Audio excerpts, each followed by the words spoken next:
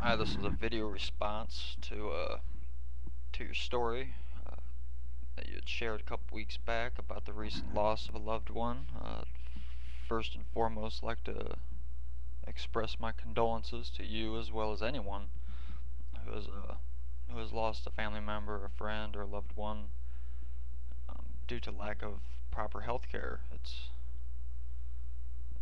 I'm just assuming off watching this video that you had posted, as well as I've had the time to watch most of your other ones. I'm quite confident that you share this um, same feeling with me as the pain that comes along with losing someone due to lack of health care almost supersedes the pain you get just from losing the person, just from basically the person dying. It's the it's the fact that it could have been prevented that that weighs way more on you. It's to me, and I think as well as many other people, that's the part that's hardest to deal with. And that's just the underlining problem. I share a very similar story with you. It was approximately a year ago. My uncle Don, it's my mother's brother, had passed away on December 17th of last year with lung cancer at age 47. Not He had been a long time smoker. Didn't didn't take the best care of himself, his body. But be that as it may, um, the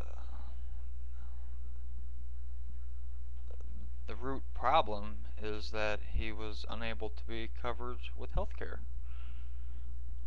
He was diagnosed with lung cancer in July of 2008, and because of a illness he had had a year and a half prior, he had double lung pneumonia. He was in hospital for a few weeks, a week of which was on life support and was not expected to make it. He was diagnosed with COPD, which is a pre-existing condition.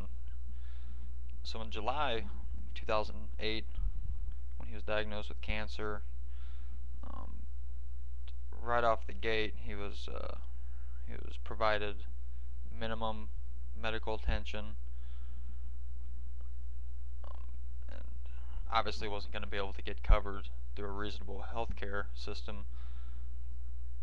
He had to file for Medicare and other government programs, and everyone knows those. You can't just get a paper sent home to you, fill it out, and be covered the next day. And that's not really something I have too big of a problem with, because let's face it, most people when they apply for Medicare usually aren't depending on that saving their life that very year. So when the coverage came in, he was able to make an appointment to have his left lung removed. When they had went in to remove his lung, they had found out that the tumor had grown um, too large to remove. If they would have removed it, it was subsequently killed him. So just even as hard as that was to accept, just the looking on back on it now, just knowing that when he was in the hospital a year and a half prior to that, if he would have been covered through healthcare, he would. I just know in my gut they would have done more adequate testing to see if there's any other damage to his lungs, being the ammonia he had was lung related. I just don't see a tumor that big. It's a big tumor, approximately the size of a fist in your chest. I don't see I don't see it taking less than a year and a half to grow. So it's first I really want to commend you for sharing your story as well as you did, because it's even a year later, and this was a matter of days after you, or a matter of a day after you lost your friend. Even a year later, it's more hard to talk about than I thought it would be.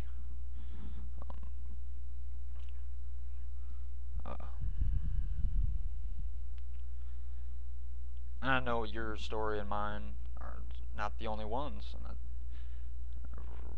really strongly encourage people to share their similar stories, or just share their thoughts in general on healthcare reform. And I know it's been a few weeks since you made this video, and recently, a few days ago, I'm quite glad to announce that healthcare reform has passed through the House.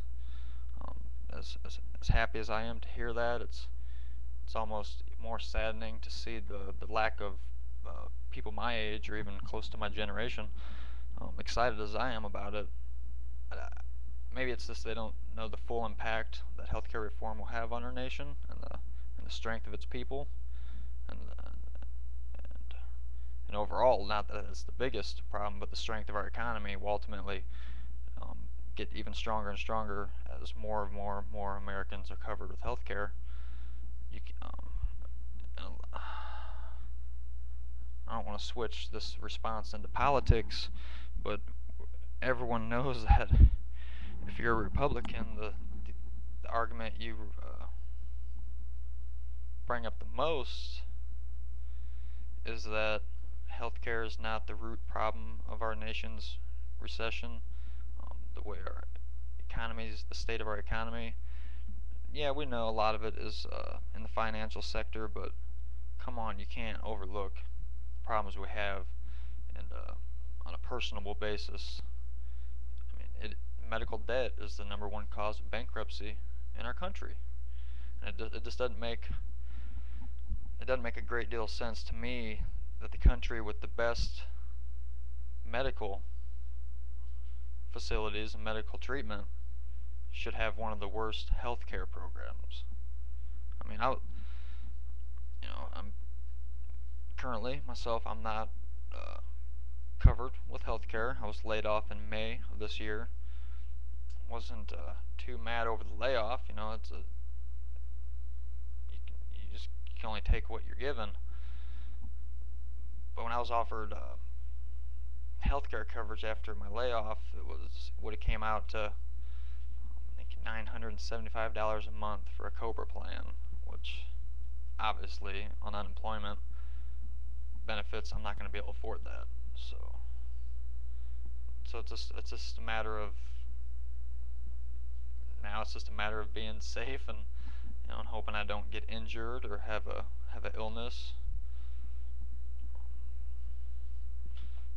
So, but I didn't want to jump ship on the main subject of this video. I just wanted to thank you for sharing your story. Once again, express my deep condolences to you and anyone who loses a friend or loved one due to lack of medical attention. It's one of the worst things a person can deal with, is knowing that something could have been prevented to save a person's life. And all you have to do is just multiply that by the millions and millions of people this happens to daily. You know, my story was a year ago. Your story was a few weeks ago, but we're talking every hour of every day. Somebody, whether it be an elder senior citizen, a child, a homeless person, and it doesn't even matter. You know, they're dying every day, and I'm not as worried about it as I was during the last presidency, because it's quite obvious that our commander-in-chief has made that one of his primary goals, and I don't see how people can dog him on that when he says he wants you to have the same health coverage he's got. Well, not necessarily him now because he's a president, but members of the House and Senate. And that's, what more can you ask for? I mean, he wants all of us to have the same opportunity as the people elected to work for us. So I'm going to go into a twofer on this because I really got a lot to say about the situation. Actually, I'm going to go up to one of your newer videos because I got a lot to say about the marijuana subject as well. So once again, thanks for letting me share my story with you, and peace, brother.